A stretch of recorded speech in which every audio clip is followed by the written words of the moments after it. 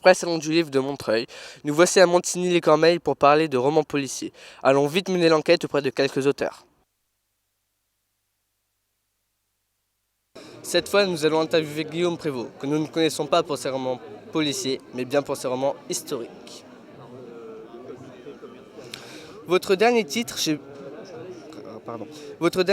publié chez Gallimard Jeunesse, s'intitule Force Noire. Pourriez-vous nous le présenter ? Oui, alors Force Noire, c'est deux choses. C'est d'abord le nom qu'on donnait au bataillon de soldats africains qui, pendant la Première Guerre mondiale, sont partis en France pour aller combattre sur le front. Et Dieu sait que l'armée française avait besoin de ces soldats-là parce qu'elle manquait de soldats justement au fur et à mesure que la guerre se déroulait.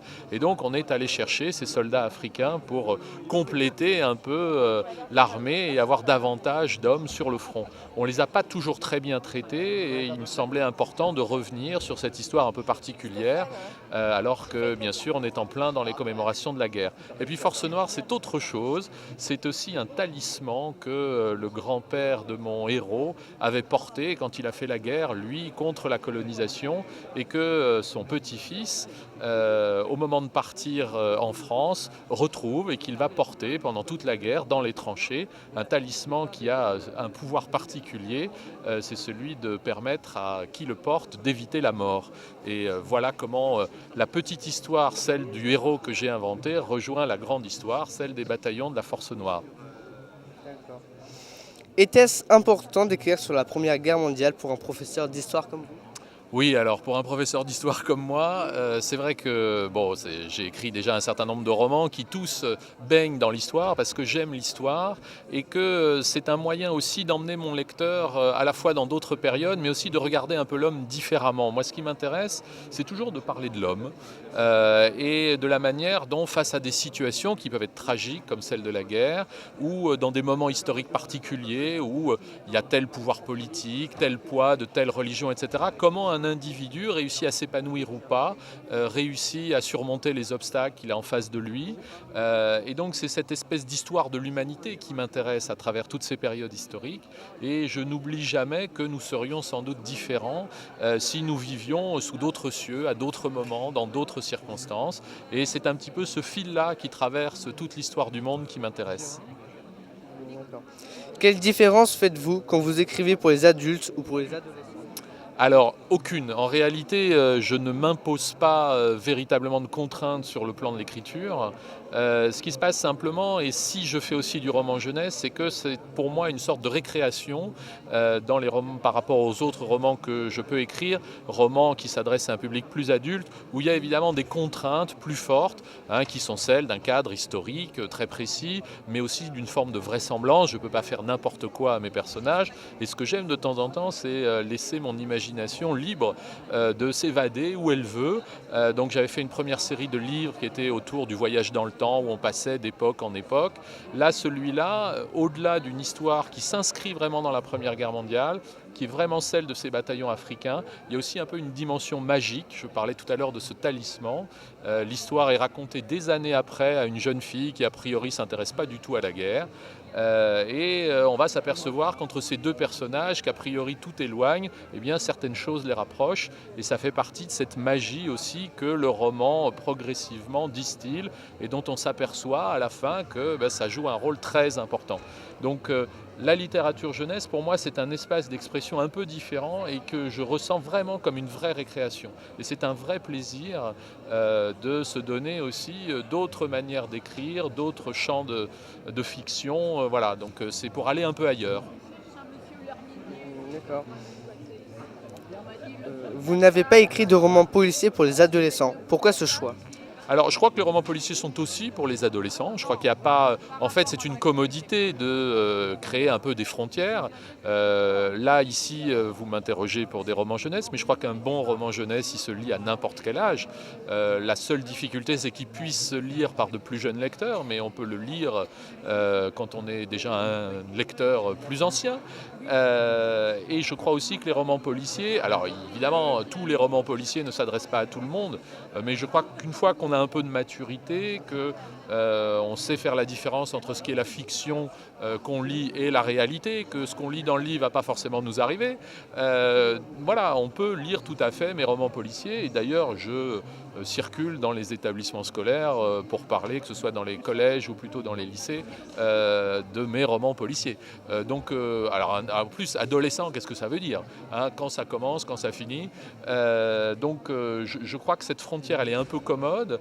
Celle du roman jeunesse, elle rassure un peu les parents, mais vraiment, un bon roman jeunesse, il est pour tout le monde. Je me demande même s'il n'y a pas, de manière générale, plus de qualité moyenne dans le roman jeunesse que dans la littérature générale. Voilà, je crois que la littérature jeunesse, en France en particulier, est une bonne littérature. Avez-vous d'autres projets pour la jeunesse en 2015 ? Alors en 2015, non, mon éditeur Gallimard Jeunesse me presse, mais je suis sur d'autres projets pour le moment adultes, comme nous disions tout à l'heure. Mais j'ai d'autres projets en jeunesse pour la suite, oui c'est vrai, mais ce ne sera pas dans l'immédiat, puisque là je suis en train de terminer un roman qui s'intègre dans une succession de romans policiers historiques qui se passe dans les années 20. Et donc une fois que j'aurai fait celui-là, voilà, tout est ouvert, mais j'ai aussi d'autres idées de romans plus généraux, de littérature générale, qui ne seraient pas du roman policier. Donc voilà, je crois que l'important c'est d'avoir des projets, c'est d'avoir des envies, et qu'au moment où son propre désir d'écriture croise un désir d'un éditeur, eh bien on se laisse emporter par cette envie. Et voilà, j'essaye de ne pas trop calculer et de faire les choses au fur et à mesure que j'en ai envie. Qu'est-ce que cela représente pour vous de participer au Salon du Polar de Montigny-les-Cormeilles ?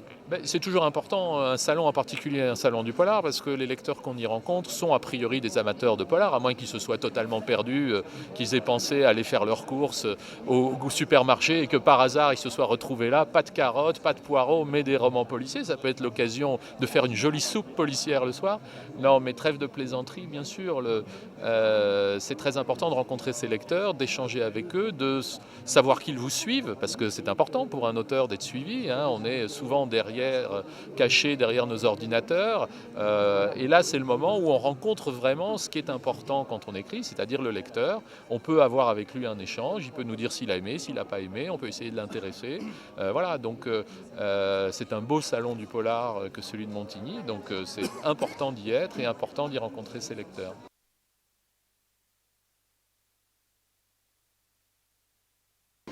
Je suis avec Claudine Aubrin pour une petite interview. Quels sont les éléments qui vous plaisent dans l'écriture d'un roman policier ? Ce qui me plaît particulièrement dans l'écriture d'un roman policier, c'est la tension. C'est en le lisant ou en l'écrivant, c'est de ne jamais lâcher le lecteur. Et aussi, quand je suis lectrice d'un roman policier, j'aime être complètement tenue et d'aller de page en page, de savoir qui a fait quoi, qu'est-ce qui s'est passé, voilà, de découvrir, d'aller jusqu'au bout, d'aller. Alors c'est vrai que même en littérature générale, on peut dire que c'est la même chose, mais oui, j'aime particulièrement la tension du roman policier, le côté effrayant, le côté parfois, voilà, j'adore faire peur parce que dans la vie je suis pas quelqu'un qui fait extrêmement peur et j'aime bien que dans le polar, j'aime bien faire peur. Quels sont les ingrédients nécessaires pour constituer un bon roman policier ? Alors à mon avis, ce sont des bons personnages et aussi un bon sujet.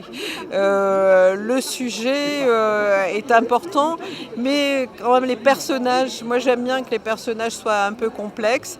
J'essaie de plus en plus dans mes histoires de mettre le minimum de personnages, mais par contre de les travailler pour qu'ils aient une part d'ombre et aussi qu'ils soient assez complexes. Pour moi, le personnage est le porteur de l'histoire et il est très important. Avez-vous des projets d'écriture, notamment un nouveau polar ? Si oui, pouvez-vous nous en parler ? Alors, dans mes projets, j'ai fait des séries, donc j'ai pour les plus jeunes une série chez Syros. Au Rouergue aussi, je viens de finir le 2e de cette série, Les Pattes Noires. Je commence à avoir l'idée d'un roman ado, mais c'est vraiment le bout d'une idée pour le moment. Et il me faut un moment pour que...